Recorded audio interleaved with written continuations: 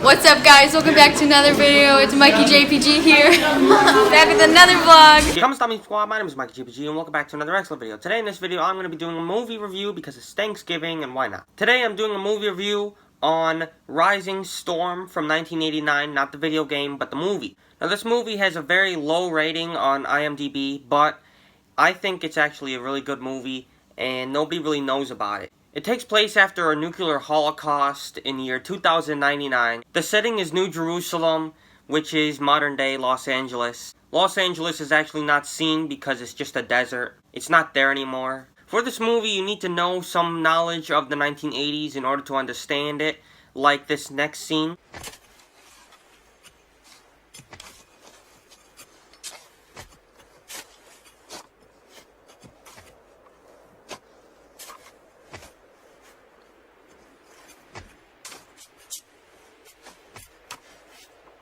John Rhys Davies is in here also.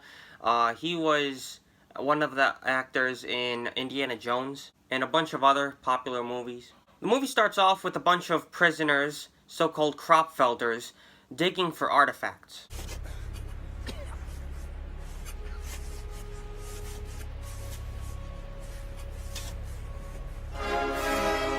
They uncover a big boy statue. Then there's a speech from the televangelist preacher who is the president. From the Oval Office, the Blessed Reverend Jimmy Joe II. Ladies and gentlemen, let's define our terms. To be a revolutionary in an ideal society is both criminal and insane. It's what the doctors call criminal insanity. For what could be more criminally insane than to bite the hand from which all blessings flow?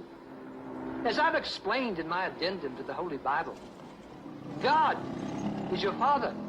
Society is your mother. Honor your father and your mother, or they will punish you. Kropfelders believed that there was a DJ back in the 1980s by the last name of Kropfeld. Kropfeld was against a dictatorship started by Jimmy Joe II's father, Jimmy Joe I. Kropfelders were locked up because of their beliefs. Kropfelders are like ungrateful children. We must crush them underfoot. But their madness goes deeper because it's based on a delusion. Kropfeld is a myth. He never existed. As proof, see volume 26 of my deluxe leather-bound edition of the History of the World. Artie goes to the prison to pick up his older brother Joe, who is locked up for refugee smuggling or something like that. I'm here to pick up Joe B. Gage. He's due to be released today. We'll have a seat. He's just being processed. Thank you.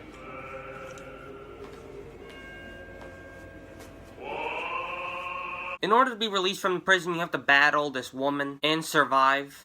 Joe prepares and then battles her. They call this exit counseling. On the TV behind the woman at the front desk, you can see the battle. Everything to God in prayer.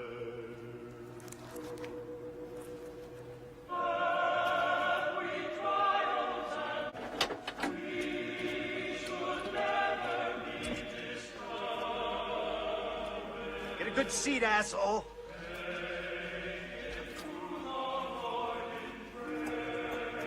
I gotta be at work in about an hour. I told you. He's undergoing exit counseling. Now sit down. So Joe wins. He then finds out that Artie sold their Buick and that they have to ride a piece of junk. Where's the Buick? What do you mean, where's the Buick? I had to sell it. I wrote you about it. No, you didn't. Sure I did. I wrote you that letter. I told you all about it. No, you didn't. Oh, well, I meant to. Okay, now, you're gonna have to push me about 50 yards. Okay? 50 yards? About 50 yards. Here, give me a push. You ready? Yeah. Keep going. Okay. Little more speed. on. No, this is great. Just keep going. This is great. Piece of shit, Artie. It's a piece of shit. And I want my fucking Buick. Artie works at a nightclub and Joe goes there with Artie because he's gonna work there too and he's not happy about the job.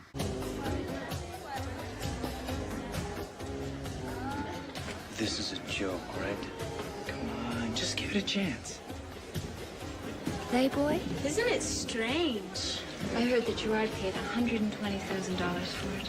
Well, it's classical late 20th century. There's something frightening about it. The government has this thing called required viewing where everybody has to watch Jimmy Joe II's speech like it's required.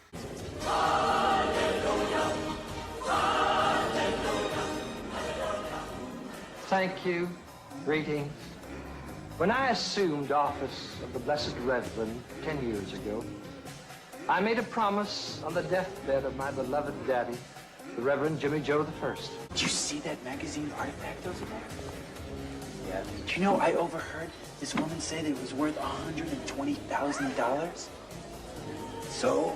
Don't you think that's amazing? I'll tell you what's amazing. Some asshole paid $120 large for some 200-year-old piece of junk. And we make $4 a night working our tails off. Now that's fucking amazing. The homeless and the mutants have to stay at this homeless shelter where they get constantly preached to. We are free!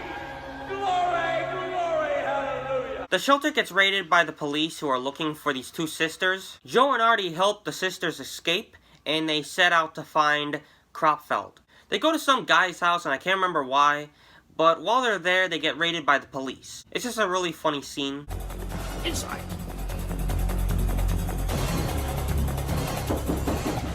Whitefish, open up! Open up, brother Whitefish! In the name of the Blessed Reverend. Open up! I know you're in there, open up! Coming! Brother Whitefish! Where is she? Have you seen this woman's picture before, praise the Lord? You're under arrest, brother. What about my, rights? Fuck your rights, praise the Lord. So Artie, Joe, and the two sisters escape. The sisters make Joe and Artie dig for the underground studio of Kropfeld. You know, I don't think it's so bad out here. Blue sky, a little breeze. Yeah. Shut up, Artie. Just shut up. They encounter cannibals and a bunch of other things. There's lots of shooting scenes. I'm not going to show them. They discover this underground area where they find a bunch of artifacts. Hey,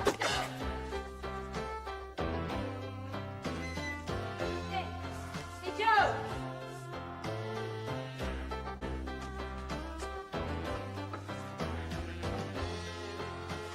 They also find a tape of Kropfeld.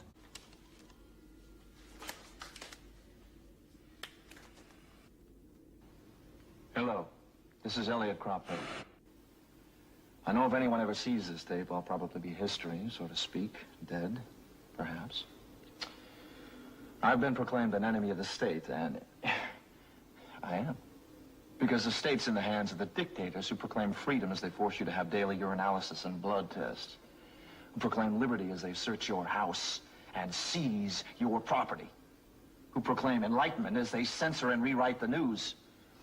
Who proclaim democracy as they buy the votes to secure their power with your money. So yeah, I am an enemy of the state, and so should you be. These are the songs they wanted me to play.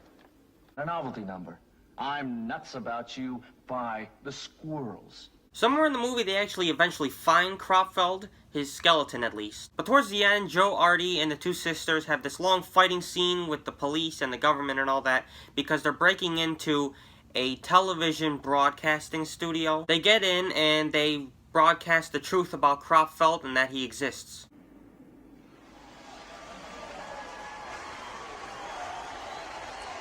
Good evening.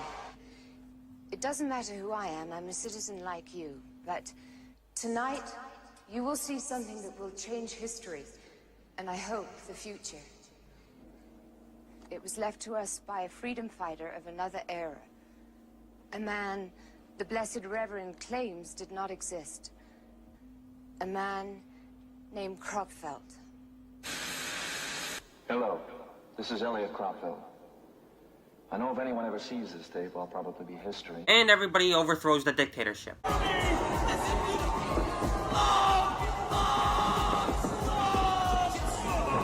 The end. Thanks for watching. If you want to see the most recent video, go check out his YouTube channel. Best YouTuber. Yeah, alright. Now just click up there.